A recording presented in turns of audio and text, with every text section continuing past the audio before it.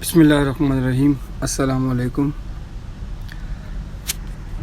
मैं हूँ Zahid Munir, ZMTV world के रेफरेंस से। इस सीरीज़ के अंदर जो हमारी सीरीज़ चल रही है मिल्स ऑपरेशन सीरीज़, उसके अंदर हमने गेट्स पहले डिस्कस किया है। फिर हमने गेट के तमाम फंक्शंस हमने one by one short videos में डिस्कस किए। प्रोडक्शन पे आ गए हैं हम लोग, क्योंकि रिक्वेस्ट थी कि प्रोडक्शन को पहले डिस्कस कर लिया जाए। तो प्रोडक्शन के ऊपर ये बताया गया है कि मैंने आप लोगों से ये कहा कि प्रोडक्शन में बिल्कुल भी कोई डिपार्टमेंट एग्जिस्ट नहीं करता। कोई वहाँ पे प्रॉपर रिप्रेजेंटेटिव रिपोर्टिंग का जो रिप्रेजेंटेटिव नहीं होता। एक जनरल मैनेजर होता है जो कि आजकल मिलों में फैक्ट्रियों में रखा जाता है। वो जनरल मैनेजर जो है वो सुबह उसको बता दिया जाता है कि ये प्रोडक्शन हम दे रहे हैं हेड ऑफिस में या रिपोर्ट में। तो वो इस पे जो है वो अपना बस वो खुद ही ओके कर देता है। तो फिर जो एक फॉर्मेट बना होता है ना कि भाई हर फैक्ट्री का अपना एक फॉर्मेट होता है। तो उस फॉर्मेट के तहत पे वो उसको जो है वो बना के भेज देते हैं। अमूमन होता है ये कि तकरीबन कोई होता ये है कि 9 बजे आते हैं, स्टाफ आता है फैक्ट्री के अंदर, 9:15 बजे तक 9:30 बजे तक पहुंचता है। फिर वो सेट होते 10 बजे तक ये काम 10-15 मिनट और ले लेते हैं, 10:15 साढ़े 10 तक। यानी कि कुछ रिपोर्ट्स होती हैं, जैसे उसमें एक्सटर्नल फैक्टर्स भी डाले होते हैं। फॉर एग्जांपल वो शिफ्ट में कितने लोग थे, तो बदली कितने हुए, ओवर टाइम कितने चले, और एब्सेंट कितने रहे, प्रेजेंट कितने रहे, इस तरह की डिफरेंट चीज़ें होती हैं। फिर वो रॉ मटेरियल कौन सा इशू किया, कितना इशू किया, किस गोडाउन में क्या पड़ा रह गया, किस गोडाउन में क्या पड़ा रह गया, कौन सी जो है ना वो रॉ मटेरियल प्लेज था और किस बैंक से प्लेज था। इस किस्म की चीज़ों को लेने में और टाइम कंज्यूम होता है, उसमें इस वजह से लेट हो जाती है। और इतनी कुछ रिपोर्ट्स जो होती हैं, जो रिपोर्ट्स में इतना कुछ जो होता है ना, उस देखें रिपोर्ट्स में इतना कुछ अगर आप रखेंगे तो, और फिर अर्ली भी आपको चाहिए, और डिपार्टमेंट भी कोई नहीं है, जैसे डिपार्टमेंट से बता दें कि कोई रिस्पॉन्सिबल बंदा नहीं हो। एक GM है, वो तो हर चीज़ का जिम्मेदार है, लेकिन वो हर चीज़ के ऊपर सुन भी लेता है। वो साहब पता नीचे कोई इसका प्रॉपर डिपार्टमेंट ही कोई नहीं है, वो अकेला तो जाके अब गोडाउन से जाके गिनती करने से रहा। तो होता ये है कि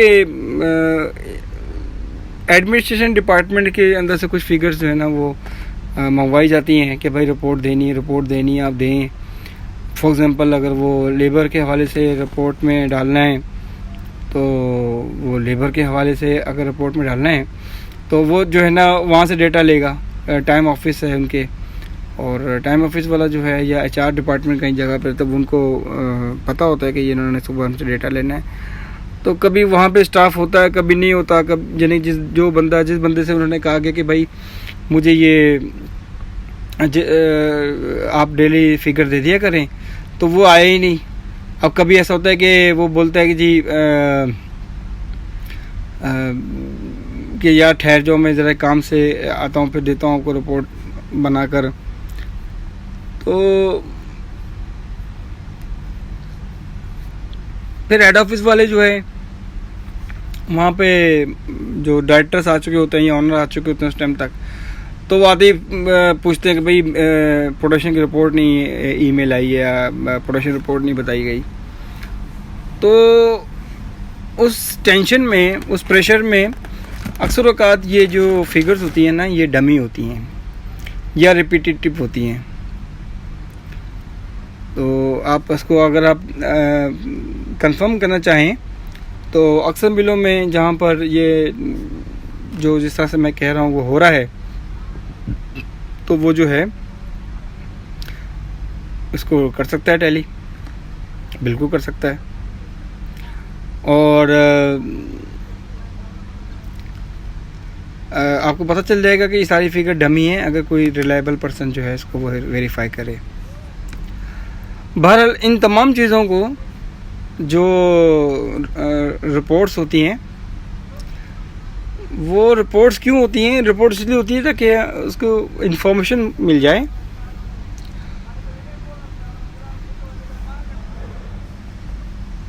और अगर कोई उसमें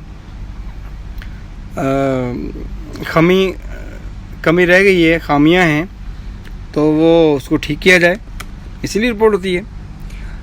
प्रोडक्शन की जो रिपोर्ट्स मैं बता रहा हूँ कि उसके अंदर मुख्तलिफ़ चीज़ें अगर ली जाती हैं, जैसे आपसे मैंने पहले जिक्र किया, तो इसको जो प्रोडक्शन रिपोर्ट का नाम नहीं देना चाहिए, मिलों में दिया हुआ होता है, इसको नाम देना चाहिए MIS report, management information system report. आज मैं आपको इस वीडियो में हर चीज़ तफसील से बताने की पूरी कोशिश करूँगा। पहले मैंने इससे पहले वीडियो में जो है ना बताई हैं, वो सिर्फ प्रोडक्शन रिपोर्ट के हवाले से बात की है।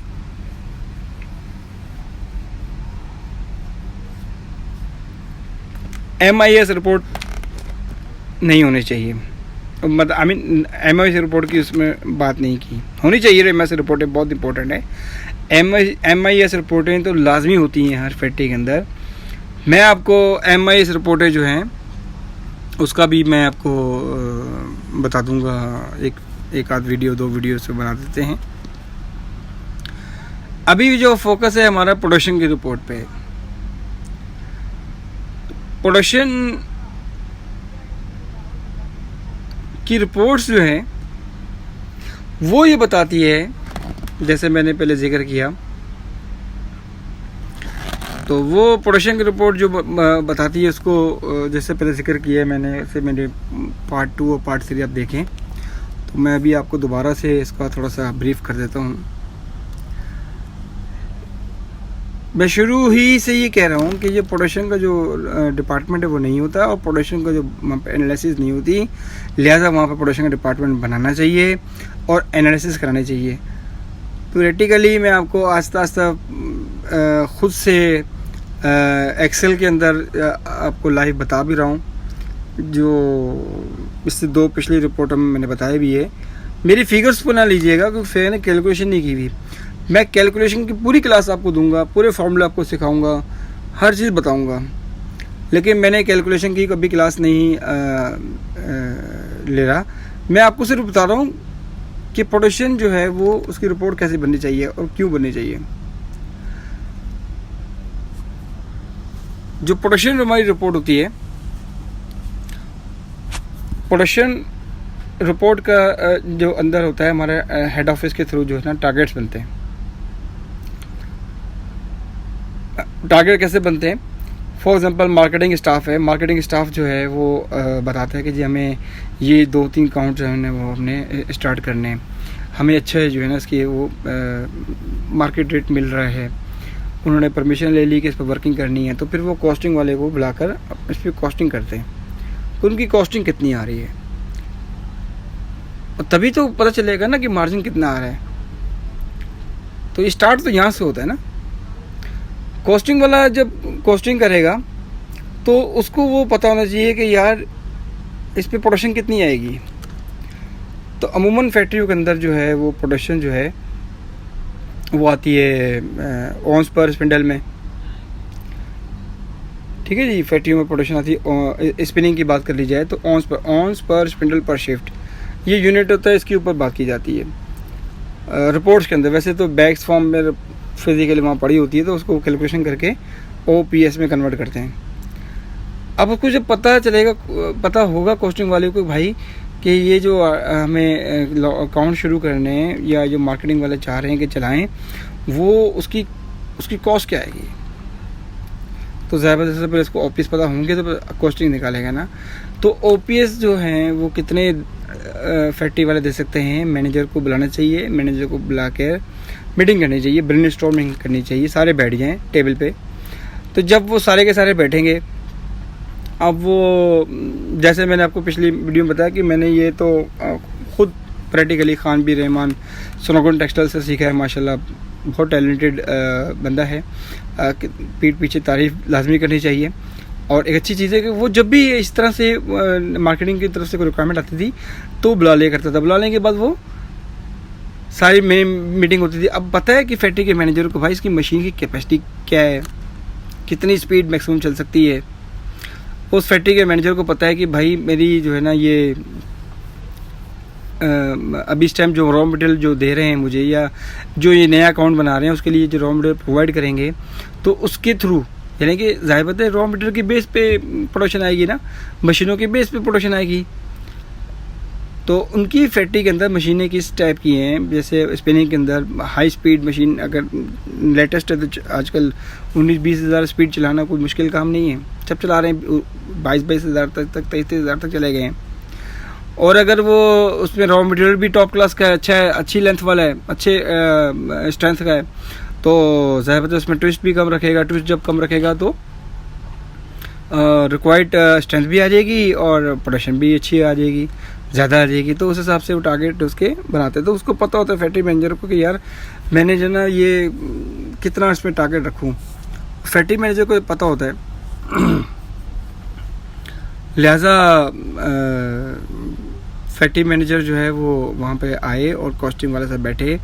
यही मैंने बताया इससे पहले आप यहाँ पर सब लोगों को कि ये जो है ये टारगेट जो है ना वहाँ पर तय हो जाए। जब टारगेट तय हो जाए, टारगेट ओपीएस तय हो जाए, टारगेट एफिशिएंसी तय हो जाए, उसके बाद जाके वो कॉस्टिंग वाला कॉस्टिंग करेगा। अगर वो रिलायबल मतलब कि प्रॉफिट आया, अच्छा लगा, मार्जिन उनके मुताबिक रहा, कंपनी के पॉलिसी के हिसाब से उनकी रिक्वायरमेंट पूरी कर रहा है, प्रॉफिट आ रहा है, तो वो गो हेड दे सब साइन करें, अपने अपने कॉस्टिंग वाला कॉस्टिंग पे साइन करे, मार्केटिंग वाला जो है ना जो उनको प्राइस लेके दे रहा है उस पर साइन करे, और प्रोडक्शन वाला जो है जो मैनेजर है फैक्ट्री से आया है वो बताए कि भाई मैंने इतने आपको ओपीएस इतनी एफिशिएंसी पर दे दूंगा।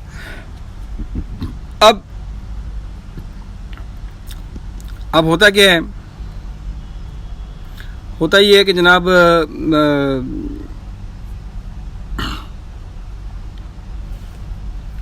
मैंने आपको पिछली वीडियो में जैसे मैंने बताया था आपको कि ये काउंट आ गया, ये से डिसाइड था, इसके इतने स्पिंडल चलाने ये भी डिसाइड था, इस पे इतनी एफिशिएंसी 91 एफिशिएंसी देनी थी, 15 के ऑफिस देने थे, और ये टारगेट तय हुआ था। ज़ाहिर बात है जब सारा प्रोसेस हो गया, कॉस्टिंग ना हिल जाए, लॉस ना हो जाए, तो सब कुछ ना हो जाए, तो ये रिपोर्ट्स इसलिए होती हैं ताकि इसको देखा जाए, उसको कंट्रोल किया जाए, इसको तो 15 ओपीएस इसके रखे गए थे, अचीव हुई है 14, ठीक है ना। इसमें अब जो डिफरेंस था वो ज़्यादा पावर हाउस की वजह से आया था। तो पावर हाउस की वजह जो है वो ऑनरशिप की ऑनर की होती है, वो हेड ऑफिस की जिम्मेदारी होती है। उसमें फैक्ट्री का जो मैनेजर है, फैक्ट्री मैनेजर या मिल मैनेजमेंट, वो कुछ नहीं कर सकती, वो कुछ नहीं कर सकती, उसको ये करना ही करना है ना, उनको ये करना ही करना है। अच्छा, इसके अलावा आप देखें कि जो हमारे मतलब ये पूरी रिपोर्ट आपको मैंने खुद बना के दिखाई थी, तो इसमें वो आगे टारगेट पूरा हो गया था पावर हाउस के शटडाउन डालकर। सेकंड ऑप्शन मैंने बताया था कि भाई ये जो स्पिंडल 8000 है, इस पर टारगेट एफिशिएंसी जो है ना वो 93 डिसाइड की गई थी। मैनेजर ने, जीएम ने खुद डिसाइड किए, जाकर खुद साइन भी करके आए हैं वो। तो वो जो है 11 उसके जो है ना टारगेट ओपीएस उन्होंने देने थे, आए लेकिन 10.2 एग्जाम्पल दे रहा हूँ, 10.2 है तो 90 फॉर एग्जाम्पल 91% एफिशिएंसी अचीव हुई। ये फिगर जमी बनी हुई है, ये कैलकुलेशन के बगैर हैं। अगर मैं कैलकुलेशन के साथ करूँ थोड़ा टाइम लग जाएगा, क्योंकि मैं आपको वैसे भी एक क्लास रख रहा हूँ कि 1-2 लेक्चर रख रहा हूँ वीडियो के अंदर जिसमें कैलकुलेशन सिखा दूँगा। इस रिपोर्ट को बेकायदा कैलकुलेटेड करके मैं बताऊँगा आपको, तो प्लान कर लूँ मैं ज़रा किसी दिन, अभी मैं तो जो टाइम मिल रहा है मैं उस हिसाब से आपको खुद लिख के बताता हूँ। डिफरेंस इसमें जो है पावर उसकी वजह से ज़ीरो था, कोई पावर उसका मसला नहीं था, सारा का सारा मसला कोई और रीज़न था, कुछ भी एक्स वाई जेड रीज़न हो सकती है। फॉर एग्जांपल पोटेंशियल कम आने की वजह से कोई मशीनें 2-4 बंद रह गई हों, या एक मशीन बंद रह गई हो, या हमारी बड़ी हाई पोटेंशियल मशीन अगले डिपार्टमेंट है। असल में स्पिनिंग के अंदर जो है ना, जो पोटेंशियल जो रिपोर्ट होती है वो फाइनल होती है कि पैकिंग में क्या आया। यानी कि पता ही होंगे जो स्पिनिंग से रिलेटेड हैं, जो स्पिनिंग से रिलेटेड लोग नहीं हैं उनको बता दूं कि blow room, carding, drawing, simplex, ring, auto corner और फिर पैकिंग, ये इनके डिपार्टमेंट्स होते हैं। इन सारे डिपार्टमेंट का अपना रोल है। ये पोटेंशियल रिपोर्ट बनाने का मकसद ये है कि इन सब डिपार्टमेंट को हम एनालाइज करेंगे, सारे डिपार्टमेंट को इसमें कवर करेंगे एक ही रिपोर्ट में। बाकी जो रिपोर्टें मैंने कहा था, बाकी चीज़ें जो चाहिए होती हैं वो हम MIS रिपोर्ट में डालते हैं, मैनेजमेंट इंफॉर्मेशन सिस्टम, वो रिपोर्ट अलग, उसमें उसके अंदर फिर आप 2 रिपोर्ट, 3 रिपोर्ट या एक ही रिपोर्ट आप बना के रखें। बहरहाल इसको हम पोटेंशियल रिपोर्ट ही कहेंगे और पोटेंशियल रिपोर्ट ही बनाएंगे, इसके अंदर कोई और MIS की इंफॉर्मेशन नहीं डालेंगे। अब 2% ये जो पीछे रही एफिशिएंसी B सिंगल के अंदर, ये एग्जांपल दे रहा हूँ, तो वो पेंडिंग कहलाएगी। पेंडिंग इसलिए कहलाएगी कि जो जनरल मैनेजर है वो उसको पता हो, जो प्रोडक्शन मैनेजर है उसको पता हो, डेली पता हो, और जो लोग शिफ्टों में आ रहे हैं, उनको भी पता हो। एक मॉर्निंग शिफ्ट आई है, B शिफ्ट में फिर जो है ना वो फॉर एग्जांपल B शिफ्ट ही चल रही थी आफ्टरनून वाली, तो वो भी देखना चाहे कि भाई मेरी पोटेंशियल कल की क्या पोजीशन है, तो वो भी देख ले रिपोर्ट। ये रिपोर्ट मैं आपको पहले दिन से कह रहा हूँ कि ये ओपन टू ऑल होनी चाहिए, पता होना चाहिए सब लोगों को भाई हम आगे जा रहे हैं, पीछे जा रहे हैं। अगर आगे जा रहे हैं कितना आगे जा रहे हैं, पीछे जा रहे हैं तो कितना पीछे जा रहे हैं। अगर कम है एफिशिएंसी, हमारी प्रोडक्शन की एफिशिएंसी कम आ रही है तो कितनी कम आ रही है, अगर ज़्यादा आ रही है तो कितनी ज़्यादा आ रही है, ये सब पता होना चाहिए। ठीक है जी, तभी एक टीम वर्क बन के काम होगा ना। अब पता ही नहीं होता, वो इससे क्या होता है अगर नहीं पता हो तो चलो जी नहीं पता। फॉर एग्जांपल होता क्या, फिर फैक्ट्री में हम देखें जाके तो वो रूटीन वाइज अपना मुँह हाथ धो के आए, प्रोडक्शन की टीम आई, कुछ लोग चले गए रिंग में, कुछ लोग चले गए सिंप्लेक्स में, जहाँ जहाँ उनको डिपार्टमेंट में उनकी ड्यूटी थी, सुपरवाइज़र ले गए, जॉबर्स आज़ाद होते हैं, वो कारीगर और डाफर वगैरह को लेकर चल रहे होते हैं, वो कारीगर डाफर को लेके चले गए, मशीनों पर सेट चले गए सारे। अब होता क्या है कि इनको पता ही कुछ नहीं है, वो अपनी बैठे जी बंदे लगा कर 1-2 राउंड लिए, फिर बैठ के गए। कुछ लोग फिर फ़ौरन ही इनको खाने पे चले जाते हैं, कुछ लोग पानी पीने पे चले जाते हैं, कुछ लोगों को घर में लग जाती है, कुछ पता चलता है कुछ लोगों को तो अभी तक एब्सेंट थे, आए ही नहीं, तो दोबारा कॉलोनी भेज दिया जाता है या गाड़ी का बंदोबस्त करके बुलाया जाता है, बंदे पूरे करने के लिए कोशिश की जाती है, फिर टाइम ऑफिस वाला बंदा आता है, गिनती करता है, बड़े मामला थे। मैं आपको सारी चीज़ें मिल ऑपरेशन के बारे में बताऊँगा, लेकिन जब 1-2 घंटे में जब मामला सारा सेटल हो जाए, तो जब वो देखे बैठे कि मेरी प्रोडक्शन में यार, वो देखेगा कि यार प्रोडक्शन तो मेरी कम आ रही है, प्रोडक्शन तो मैं पीछे हूँ, या कल के सारा दिन में तो हमने बहुत ही बुरा हाल किया, या 3 दिन में बहुत बुरा हाल किया, या चलो यही या को मैं बाद में डिस्कस करता हूँ। पहले वो 3 दिन में बहुत बुरा हाल किया, अच्छा जी, वो कुछ तो उसके अंदर आएगा कि मैं भाग दौड़ कर लूँ, मैं मेहनत करा दूँ, आज थोड़ी सी हार्ड वर्किंग कर लूँ, आज पानी पे जो छोड़ने के लिए वक्फा मैं कम दूँ, आज खाने खिलाने वाले बंदों को बोलूँ भाई 10 मिनट में आ जाओ, या और भी जो एक्स्ट्रा वो तवज्जो दे सकता है अपनी तरफ से, वो उसमें थोड़ी सी तवज्जो दे के प्रोडक्शन को ठीक करे। अच्छा, अब यही चीज़ मैंने पेंडिंग में डाली है। पेंडिंग क्या होती, क्यों डाली है पेंडिंग में? पेंडिंग मैंने इसलिए डाली है कि देखिए जी, 4 दिन से तो प्रोडक्शन कम आ रही थी, 4 दिन से प्रोडक्शन कम आ रही थी, ठीक है ना। 5वें दिन प्रोडक्शन सही आई। अब 5वें दिन प्रोडक्शन सही आई यानी बराबर आ गई। 6ठे दिन जो बंदे प्रोडक्शन के जो सुपरवाइज़र हैं या उनके हेड जॉबर्स हैं, मैनेजर हैं, जो भी वो आया तो कहेगा जी रिपोर्ट लाओ। रिपोर्ट देखेगा, बोलेगा कल तो ठीक थी प्रोडक्शन, तो ढीला हो जाएगा, हल्का लेगा, इसको लीनियंट हो जाएगा। ऐसा नहीं, उसको अगर पेंडिंग आगे लिखेंगे कि पेंडिंग, भाई ये पेंडिंग होना भी चाहिए ना। एक दिन की प्रोडक्शन थोड़ी सही है, ये महीने में आपने 4 दिन थोड़ी प्रोडक्शन सही देनी है। आप तो कॉस्टिंग की वहाँ पर साइन करके आए मीटिंग में कि मैं इतनी प्रोडक्शन दूंगा महीने की, उसने हिसाब से प्रोडक्शन कॉस्टिंग कर ली कि पर पाउंड मुझे इतना मिलेगा, इतना खर्चा पड़ेगा पर पाउंड। अब लेकिन प्रोडक्शन ही महीने में सिर्फ 4 दिन से दिए या 5 दिन दिए या 6 दिन दी, बाकी दिन तो बहुत कम दी। तो वो जो कॉस्ट थी पर पाउंड वो कहाँ गई, बहुत ऊपर चली गई। जो ऊपर चली गई तो मार्केटिंग वाला क्या कहेगा कि भाई हमें तो फ़ायदा हो नहीं रहा, वारा नहीं खा रहा, ये तो बंद करो उसको, तो वो इसको बंद कर देगा। ठीक है जी, 1 मिनट में आपको वक्फा ले लेता हूँ ज़रा। वो इसको, ठीक है जी, अब मैं आपको दोबारा से देता हूँ। तो वो उसको वक्फा ले लेगा। तो ये वक्फा नहीं भाई, वो मार्केटिंग वाला बोलेगा कि भाई नहीं मुझे इसको बंद करो, ये तो भाई नुकसान हो रहा है, ये नहीं चला पा रहे, प्रोडक्शन ही नहीं दे पा रहे। और अगर खुदा ना खास्ता जब प्रोडक्शन नहीं आ रही होती तो अक्सर फिर उसमें कंप्लेन के चांसेस, क्वालिटी के मैटर्स ख़राब होने के चांसेस होते हैं, प्रोडक्ट ख़राब होने के चांसेस होते हैं, कंप्लेन के चांसेस ज़्यादा होते हैं। तो बोलेगा मार्केटिंग वाला जी कंप्लेनें भी बहुत आ रही हैं जी, प्रोडक्शन भी पूरी नहीं हो रही, तो वो ओवरऑल आखिरकार वो बंद हो जाएगा, लॉस में हो जाएगा। और जो माल बना है वो औने पौने दामों में जा रहा होगा। ऐसा नहीं होना चाहिए, बिल्कुल नहीं होना चाहिए। जो जनरल मैनेजर होता है उसको ज़िम्मेदारी लेनी चाहिए, उसको एहसास करना चाहिए। वो इसीलिए उसको यहाँ बुलाएं, हेड ऑफिस बुलाएं काउंट शुरू होने से पहले, ताकि ज़िम्मेदारी ले, साइन करे और फिर वो प्रोडक्शन रिपोर्ट इस तरह होनी चाहिए। हम सबको पता हो कि पेंडिंग, तो पेंडिंग कितनी एफिशिएंसी, कितने ऑफिस पेंडिंग चल रहे हैं, कितने बैग्स पेंडिंग चल रहे हैं। और अगर वो आगे लिखा मैंने आर्टिकल अप टू डेट, ये वाली चीज़, ये आर्टिकल अप टू डेट है। ये आर्टिकल अप टू डेट इसलिए दी जाती है कि अगर 3 महीने से 4 महीने से चल रहा है, ये पिछले 2 महीने से 3 महीने से चल रहा है और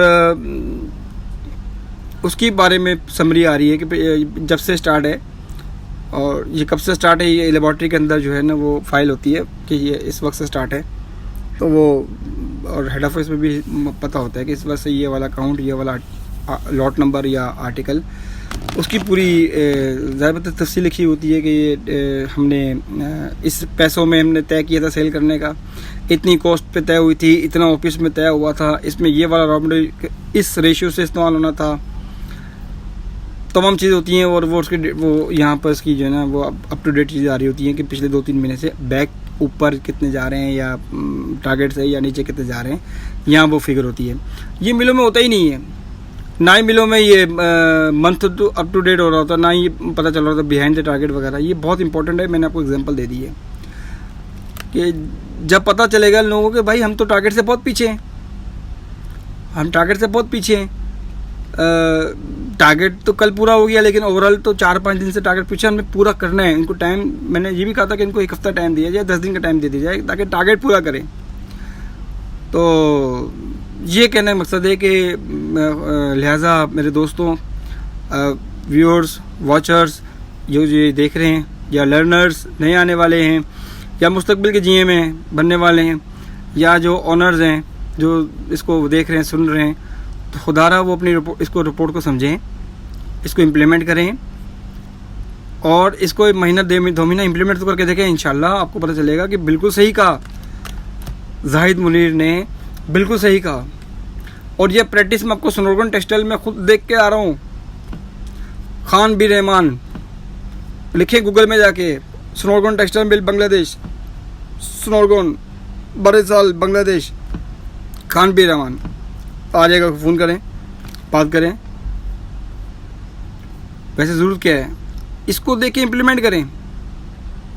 इसी तरह से जो है 16 सिंगल का, 20 सिंगल का, 30 सिंगल का हो गया। अब मैंने आपको इस पर 40 सिंगल चल रहा है या 7 सिंगल चल रहा है, 8 सिंगल चल रहा है, ओपोनेंट चल रही है, वो आप इसमें आप देते जाएं। जैसे यहाँ पर ले लेते हैं 7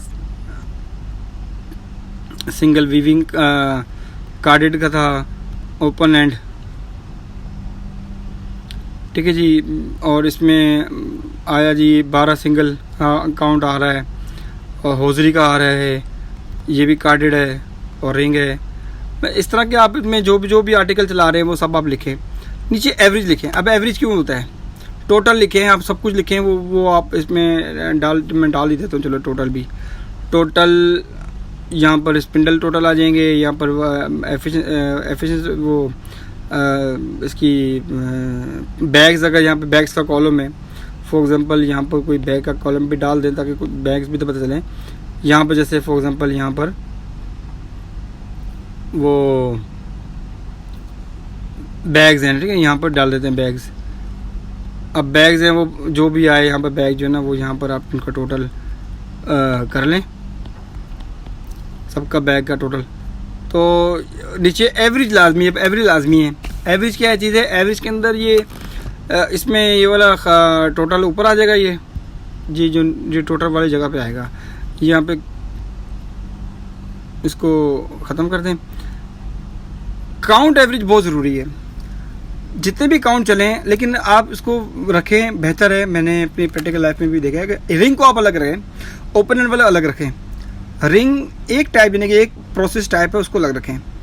तो रिंग की जो प्रोटेक्शन है उसकी तमाम काउंट्स को आप ले लें, उसको आप उसकी मैं फार्मूला आपको बाद में इंशाल्लाह मैं उसकी वीडियो बना दूंगा। तो रिंग के जो सारे मामलात हैं, सारे काउंट्स हैं, उसका आप एवरेज काउंट निकालें।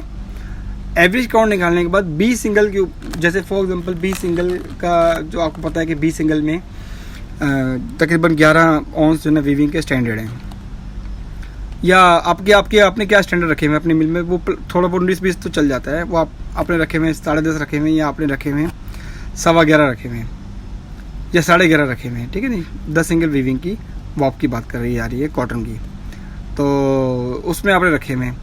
अब यहाँ पे जो है ना एवरेज काउंट बन रहा था 18-16, तो इसका उस हिसाब से क्या स्टैंडर्ड बनता है, उससे इसको मैच करें आप कि हमारी मिल में कल के दिन की पोजीशन क्या है,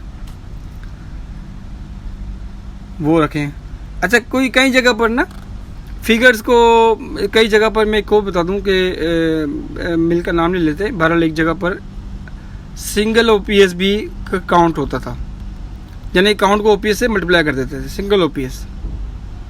वो उन्होंने रखा होता था कि सिंगल ओपीएस के should not be less than 200। कभी वो उनका टारगेट होता था कि जी single OPS should not be less than 210, ठीक है नहीं। अब इससे ऊपर आते तो बहुत खुश होते, छठी चल रही है। लेकिन ये जो लॉजिक है कि फॉर एग्जांपल कोर्स काउंट के अंदर ना ये सिंगल ओपीएस लाजमी तौर पे आप देख लें। सिंगल ओपीएस मीन मैं लिख भी देता हूँ कि काउंट मल्टीप्लाई बाय ओपीएस। तो आपके देखे 15 ओपीएस हैं, 16 सिंगल के, 15 को 16 से ज़रब कर लें, ठीक है ना। 15 को 16 ज़रब कर लें, यही कर लेते हैं। कितने, 15 ज़रब 16, 240। अब 15 ओपीएस टारगेट थे इसके और 16 का काउंट था, तो खुद 240 आए। अब तो बहुत ज़्यादा आ जाते हैं। लेकिन अगर हम लोग फॉर एग्जांपल कोर्स काउंट ले लेते हैं, ये 16 सिंगल की बात की जा रही है, 16 सिंगल की ना। अब यही 30 सिंगल ले लें, मैं एग्जांपल दे रहा हूँ आपको। तो सिंगल ओपीएस जो कई जगह पर चल रहे थे उसकी भी प्रॉब्लम है ना कई जगह पर, इतना नहीं है, बहरहाल ज़रूरी बताता हूँ मैं। तो 16 सिंगल के 240 आ रहे हैं सिंगल ओपीएस। अब 30 सिंगल में अगर देखें, 30 सिंगल में उमूमन जो है वो 6 की फिगर रखी जाती है कि यार 6 ओपीएस तो आ ही जाएंगे। चलो उन्होंने 6.5 रख लिया, ठीक है, 6.5 ये ओपीएस हैं। इसको हमने ज़रब करना है काउंट से। काउंट है 30, वो नहीं लगाया ना, फार्मूला का सेटअप नहीं लगाया।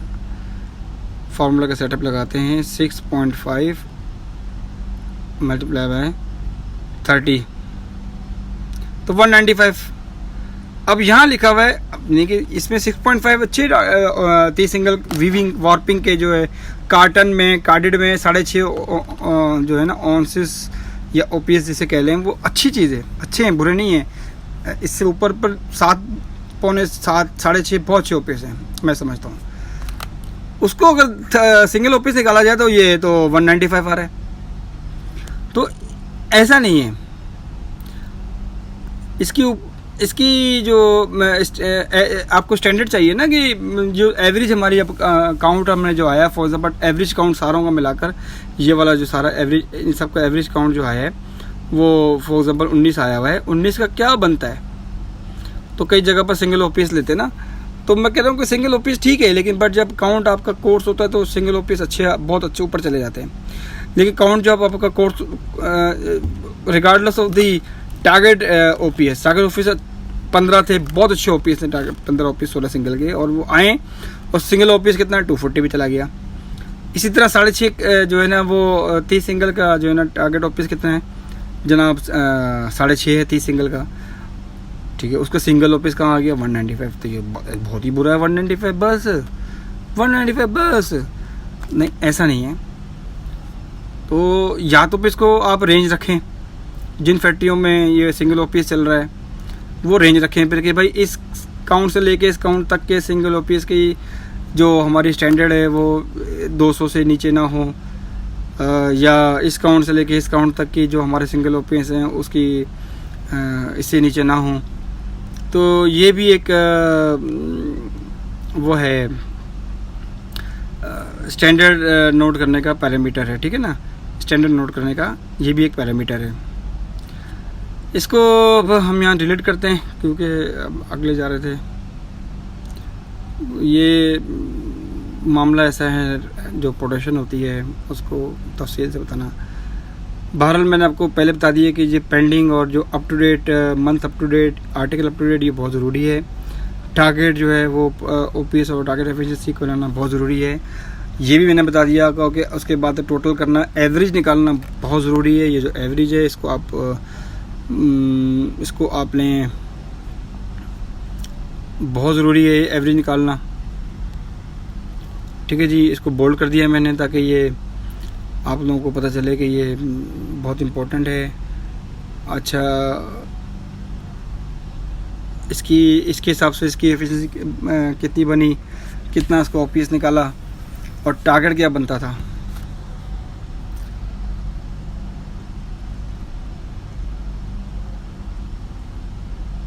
ठीक है जी, इसके ऊपर टारगेट क्या बनता था। फॉर एग्ज़ाम्पल ये इसका जो है आप यहाँ से ले लें तो अब देखेंगे टारगेट इसका क्या बनता था। टारगेट किसका, इस एवरेज काउंट का टारगेट यहाँ लिखेंगे आप। फॉर एग्ज़ाम्पल इसका बनता था टारगेट 12, आया आपके पास 11.8 या 11.6 जो ऊपर लिखा मैंने 11.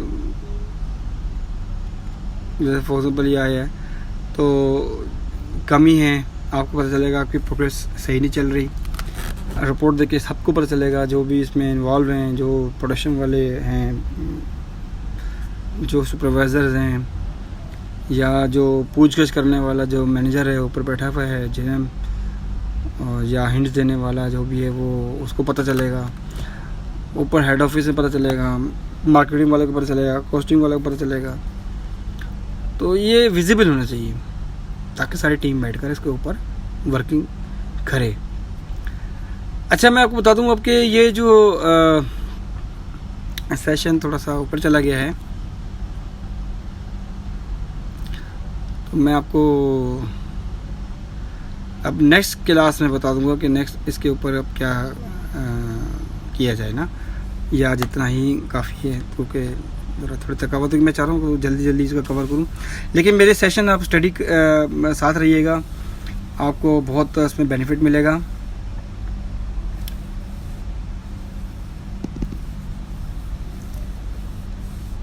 ठीक है, आपको इसमें बहुत बेनिफिट मिलेगा। और अब हम डालेंगे इसमें नेक्स्ट सेशन में बता देंगे कि इसके बाद इस रिपोर्ट में अब क्या और मज़ीद होना चाहिए। ठीक है जी, अभी इतना ही काफ़ी है। मेरी तरफ से आप सब लोगों को अल्लाह हाफिज़। दुआ में याद रखिएगा। ज़ैलम टीवी वर्ल्ड के साथ रहिएगा, सपोर्ट कीजिएगा। अच्छा लगे तो लाइक कीजिएगा, दिल करे सब्सक्राइब कर लीजिएगा।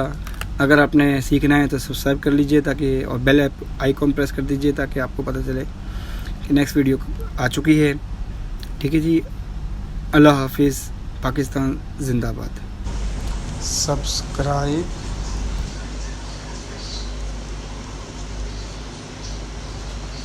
ज़ैलम टीवी वर्ल्ड and like.